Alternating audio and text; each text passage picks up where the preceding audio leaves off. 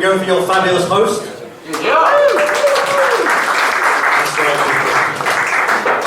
Second Brit of the night, strap in. After this, me and Isaac are going to fight you later.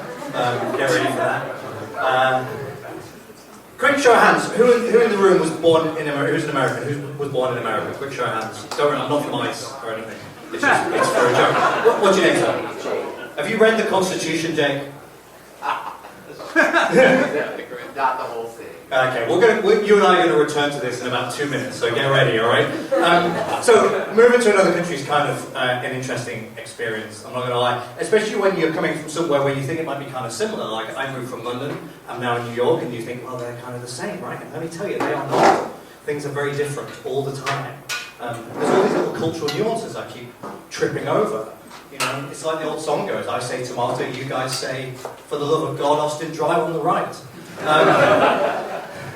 It took me a long time to get used to living here. Like, healthcare, that was a whole fucking thing. Because back home in England, we have the National Health Service, we pay our taxes, everyone gets the same healthcare, doesn't matter whether you're rich or poor, it's all totally equal. Here, you guys have the Hunger Games, which I've enjoyed getting used to. It's not all bad though, because actually the care is pretty good. There's a friend of mine who's right now, a friend of mine down in DC who's having treatment for prostate cancer. That's not the punchline, there's more. And he's having radiotherapy every day for 3 months. It's world-class treatment, no doubt, absolute best he could get anywhere, but it's difficult, you know, every day he's got to go to the hospital and get the gown on and do the whole thing. And I was talking to him yesterday and I said, it must be tough, that, you know, just emotionally. And he said, honestly, it's not that so much, it's more the discomfort. I said, what do you mean? He said, well, every day they have to stick a balloon up my ass. And I said, why do they need to stick a balloon up your ass? And he said, I don't know. True story. I'd have asked, honestly. Maybe it was just someone's birthday, you know. So, get my head around politics, which is a great topic for a guest in your country. Let's talk about abortion. So the Roe v. Wade thing, that was controversial, right? I'm reading the room correctly. To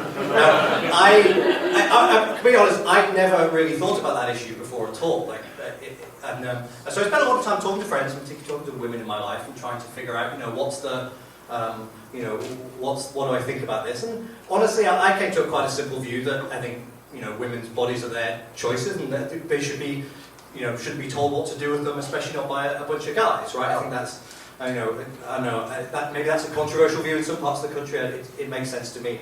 The thing I honestly couldn't get my head around, though, was the idea of like late-term abortions. It made me feel really uncomfortable. You know, the idea you would, I think there just should be some point where you say, no, we've got to commit, and we're going to have to just keep this child. And I think the only question is we've got to agree on is where that line is.